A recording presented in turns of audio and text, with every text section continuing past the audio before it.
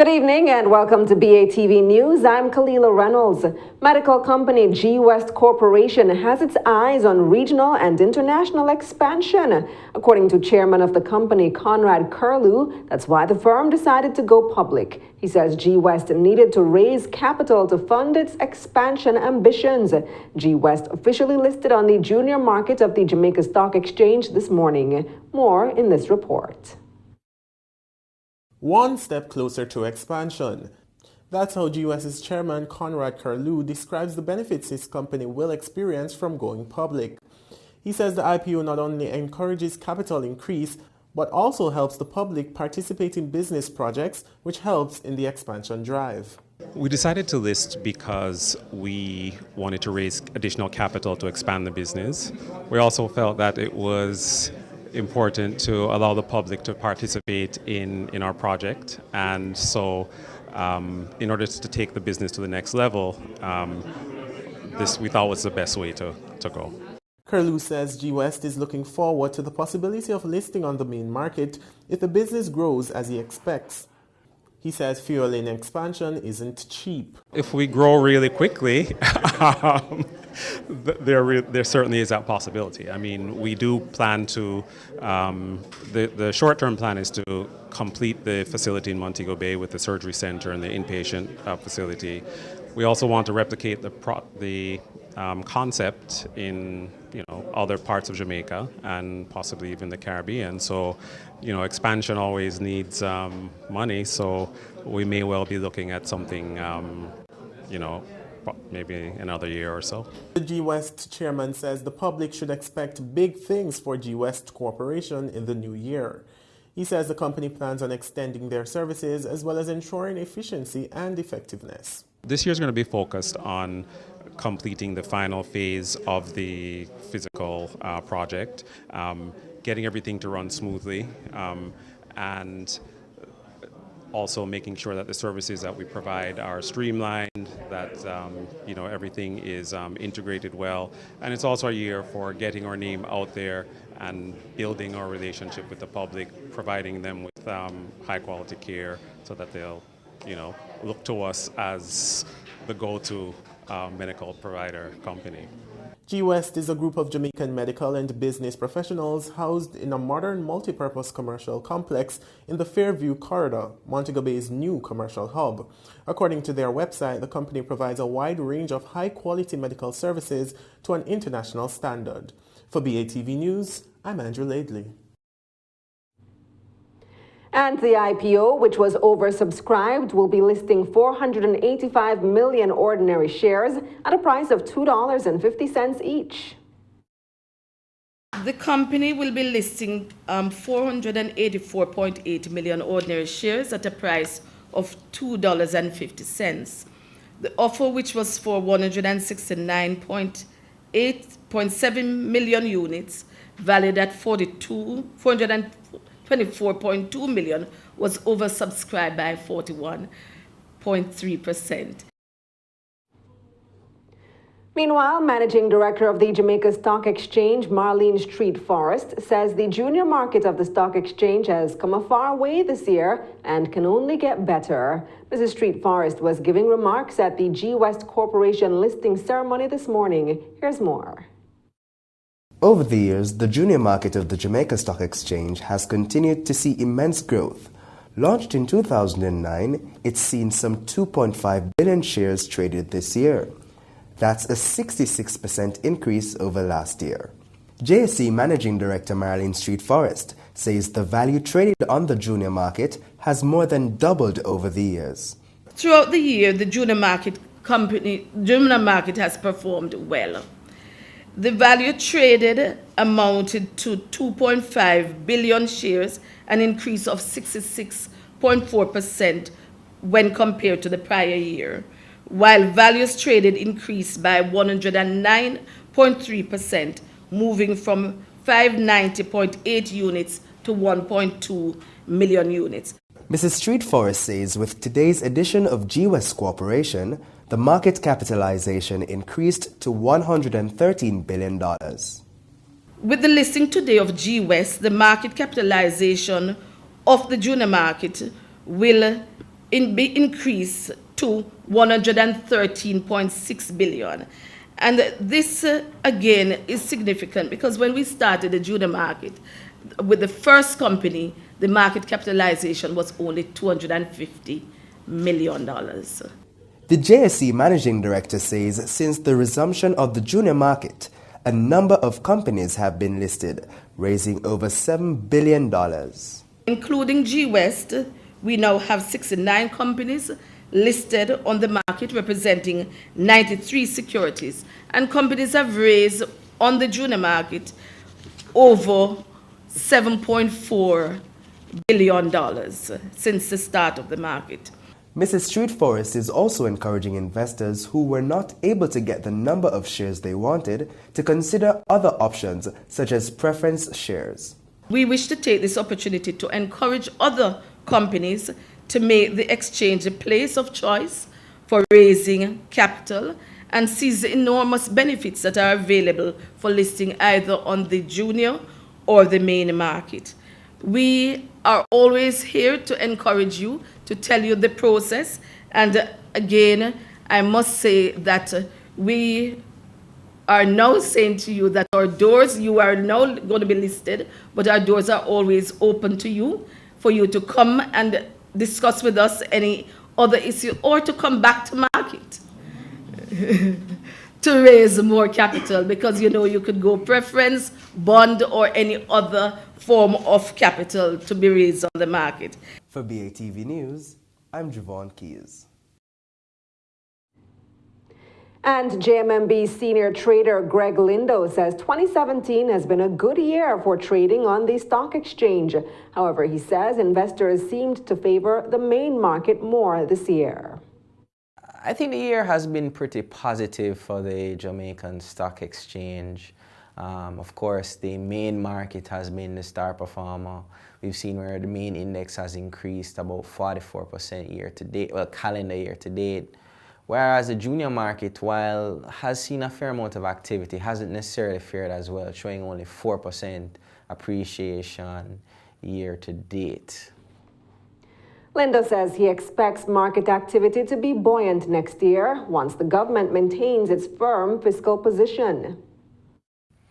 I think 2018 will be another positive year for the markets, provided a few key things remain in place. One, the government continues along its path of fiscal stability, really looking at ways to spur growth in the economy. And also, if we see stability in the exchange rate and the wider macroeconomic environment through the central bank, that will form a nice basis for the economy to continue in an upward trajectory and, by extension, the market. And when we come back, the latest on police wage negotiations with the government. This and more after the break.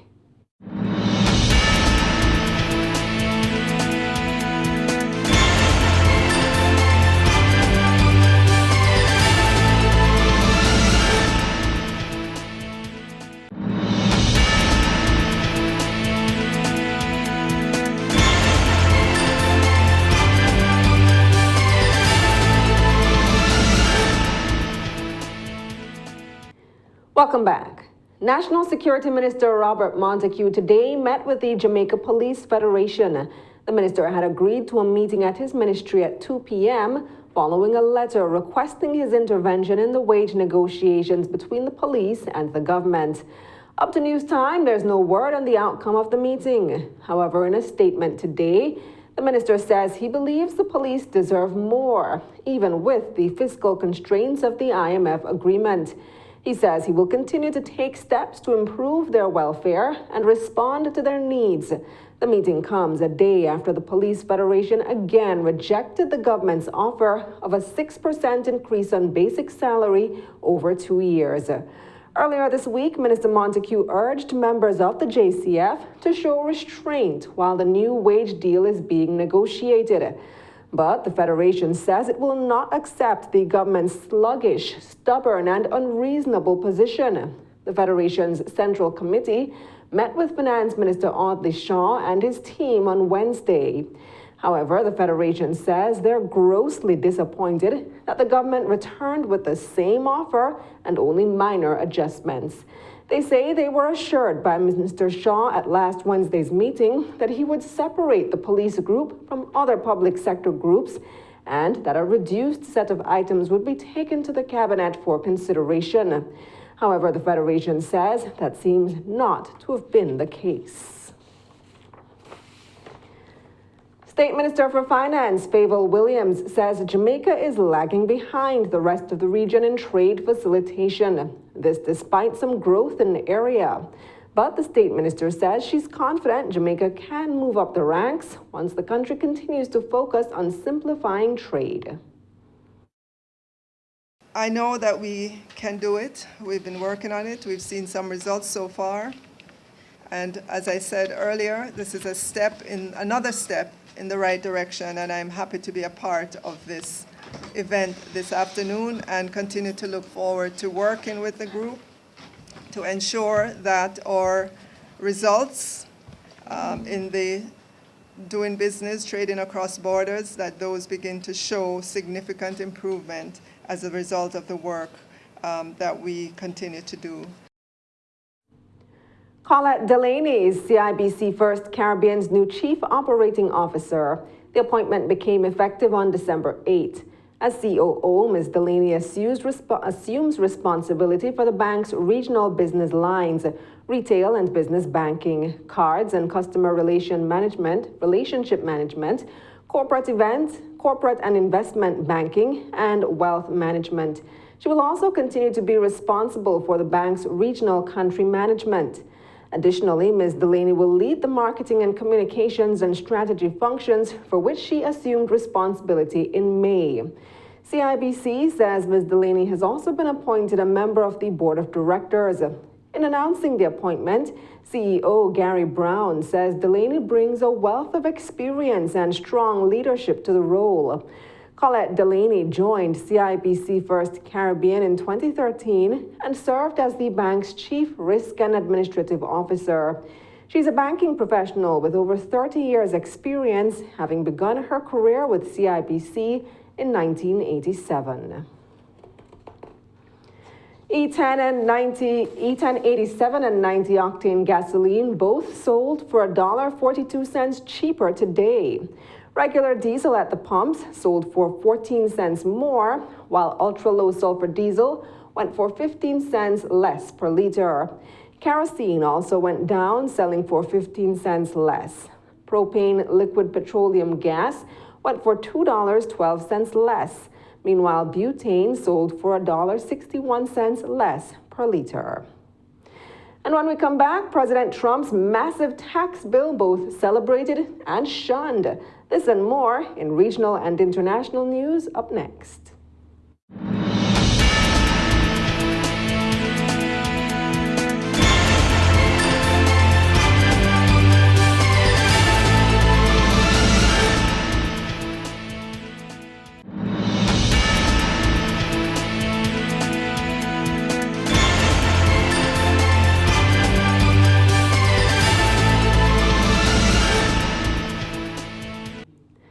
Welcome back. Time now for regional and international news. The Public Infrastructure Ministry in Guyana has lived up to its promise to brighten the Stabroek Square. But while there's much light, vendors say there's little shopping this Christmas season. Here's more. Brazil shopping, the best Brazil shopping town. You think about the light loose? Yeah. But you know, sir, man, they is selling Brazil shop, me not rob, me not thief, me not kill. Brazil shop feed me and me picnic them, so you know, say, love up. Me go always sell Brazil shop till me build my mansion. Georgetown is abuzz with activities surrounding Christmas. Night shopping in town is now in full swing. So Channel 2 Headline News took their cameras to the street to get a feel of what the experience is like so far for the season.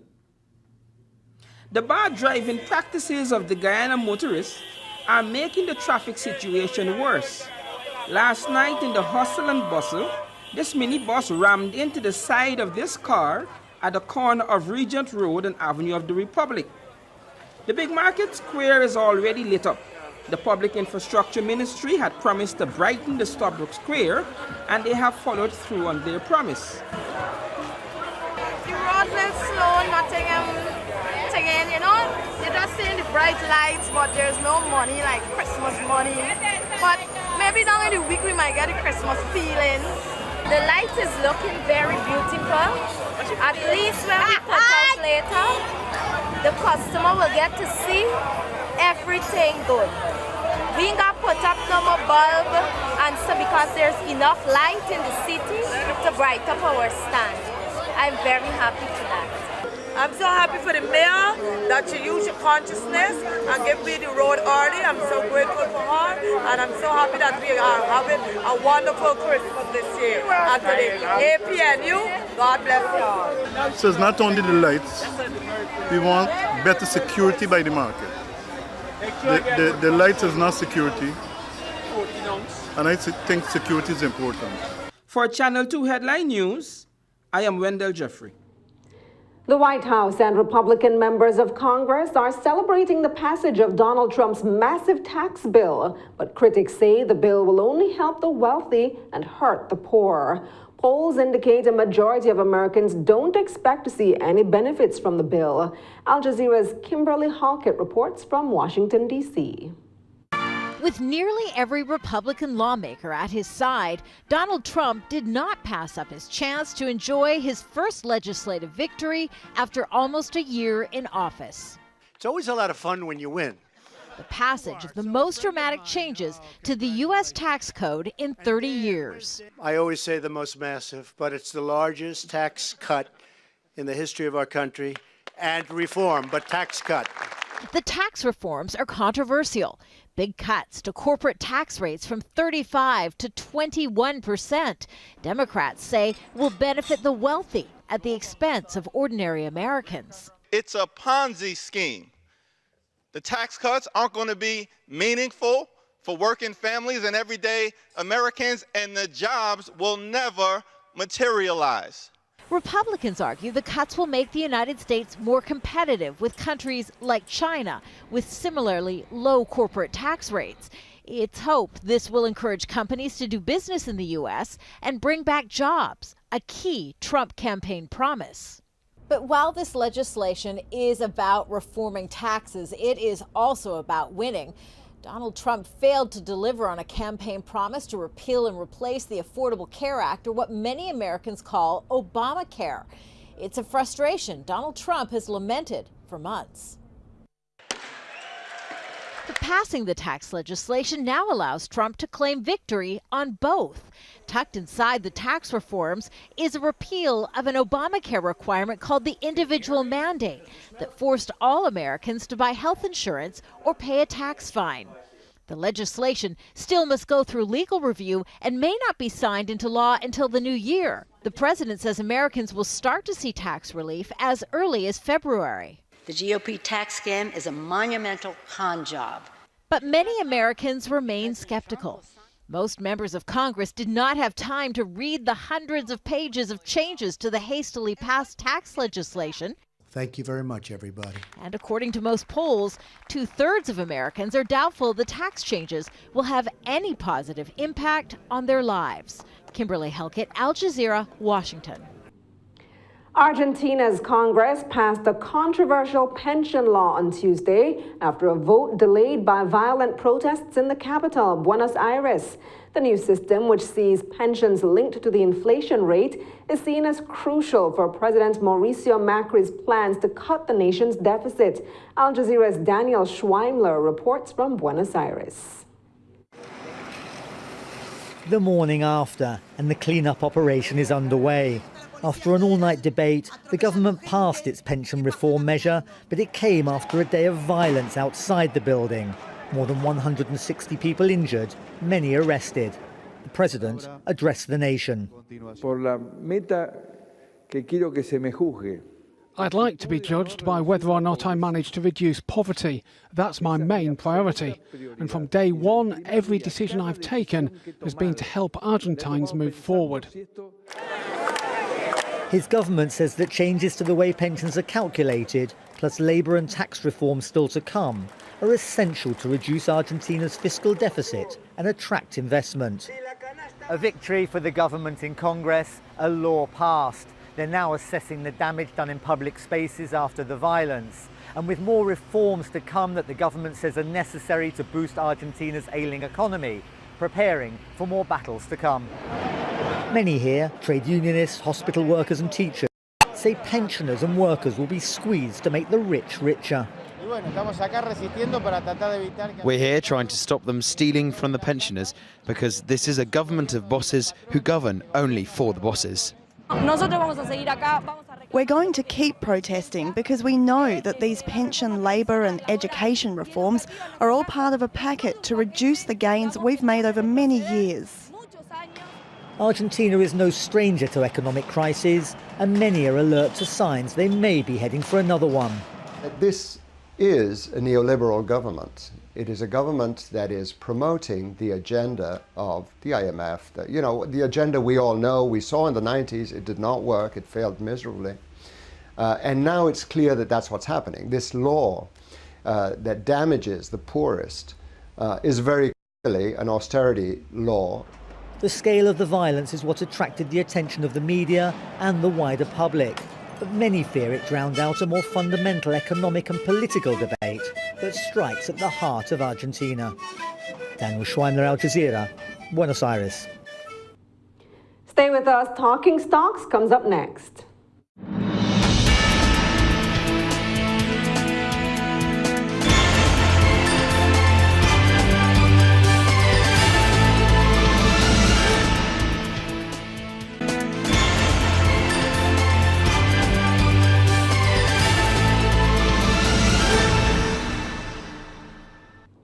Welcome back. It's time now for Talking Stocks. 39 stocks traded today, of which 16 advanced, 19 declined, and 4 traded firm.